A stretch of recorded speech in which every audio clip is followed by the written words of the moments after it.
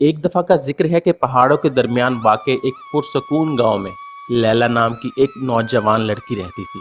لیلا پورے گاؤں میں اپنی مہربانی، سخاوت اور ایک ایسی مسکراہٹ کے لیے مشہور تھی جو ابر آلود ترین دن کو بھی روشن کر سکتی تھی۔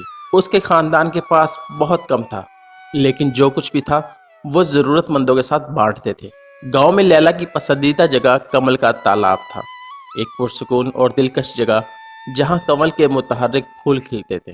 یہ اس کی پناہ گاہ تھی جہاں وہ اکثر اپنا فارغ وقت گزارتی تھی، کمل کے پھولوں کی خوبصورتی کی تعریف کرتی تھی اور پرندوں کی چہچہاہٹ سنتی تھی۔ ایک روشن صبح جب لیلا تالاب کے کنارے بیٹھی تھی، اس نے ایک بوڑھی عورت کو دیکھا جو تھکی ہوئی تھی اور بھوکی بھی دکھائی دے رہی تھی۔ عورت ہچکچاتے ہوئے، مسکراتے ہوئے کچھ کھانے کے لیے لیلا کے پاس پہنچی۔ بغیر سوچے سمجھے لیلا نے اپنا معمولی لنچ اجنبی کے ساتھ شیئر کر دیا۔ لیلا کی مہربانی سے شکر گزار اور متاثر ہو کر بوڑھی عورت نے اپنا تعارف انایا کے طور پر کرایا اور انکشاف کیا کہ اس کے پاس ایک جادوئی تحفہ ہے۔ اس نے لیلا کو ایک چھوٹا سا بیج دیا اور کہا، اس بیج کو پیار، دیکھ بھال اور صبر کے ساتھ لگانا، وقت آنے پر یہ آپ کو کچھ نہ کچھ غیر معمولی انعام دے گا۔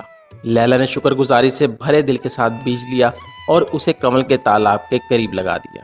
وہ روزانہ اس کی طرف متوجہ ہوتی، اپنی محبت اور دیکھ بھال کو مٹی سے اگنے والے چھوٹے سے پودے کی پرورش میں ڈالتی تھی۔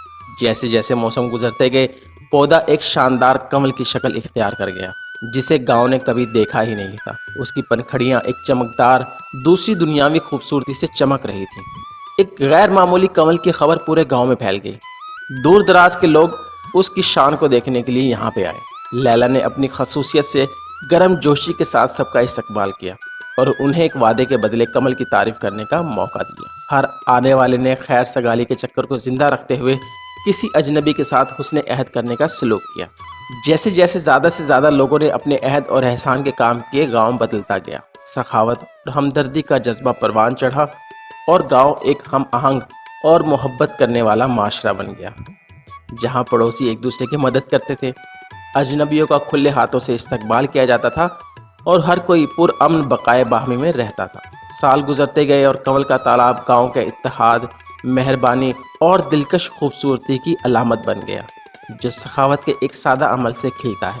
ایک دن جب لیلا کمل کے تالاب کے کنارے بیٹھی تھی، ایک بوڑھا آدمی اس کے پاس آیا۔ اس کی آنکھیں حکمت اور خوشی سے چمک رہی تھی۔ اس نے اپنا تعارف انایا کے طور پر کروایا، وہی بوڑھی عورت جس نے اسے جادوئی بیج دیا تھا۔ ایک مسکراہٹ کے ساتھ اس نے کہا، لیلا میرے پیارے، آپ نے نہ صرف سب سے خوبصورت کمل کی پرورش کی ہے بلکہ اپنے پورے گاؤں کے دلوں کو بھی پالا ہے۔ حقیقی جادو خود کمل میں نہیں تھا بلکہ اس کی محبت اور مہربانی میں جو اس نے متاثر کیا تھا۔ لیلا جو اب ایک جوان عورت ہے، انایا کے الفاظ میں گہری سچائی کا احساس ہو گیا تھا۔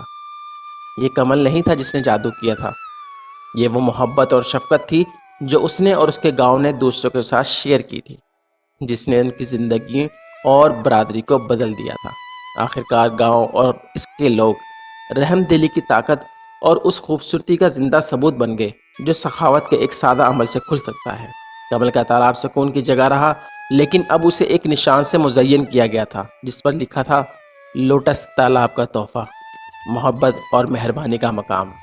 اور اس طرح گاؤں محبت اور ہمدردی کے مینار کے طور پر پھلتا پھولتا رہا، جہاں حقیقی جادو کسی ایک کمل میں نہیں تھا بلکہ اس کے لوگوں کے دلوں میں کھلنے والے احسان کے انگنت کاموں میں تھا۔ آج کی کہانی کا اخلاق یہ ہے کہ مہربانی اور سخاوت میں نہ صرف ہماری اپنی زندگیوں کو بلکہ اپنے ارد گرد کے لوگوں کی زندگیوں کو بھی بدلنے کی طاقت ہے۔ یہ ایک یاد دہانی ہے کہ سب سے خوبصورت اور جادوئی چیزیں اکثر محبت اور شفقت کے سادہ اعمال سے پیدا ہوتی ہیں۔ امید کرتا ہوں لوگوں کے دلوں میں گھر کرنے کے لیے چھوٹی سی کہانی آپ لوگوں کو ضرور پسند آئی ہوگی۔ اپنی قیمتی رائے سے ضرور آگاہ کیجیے گا۔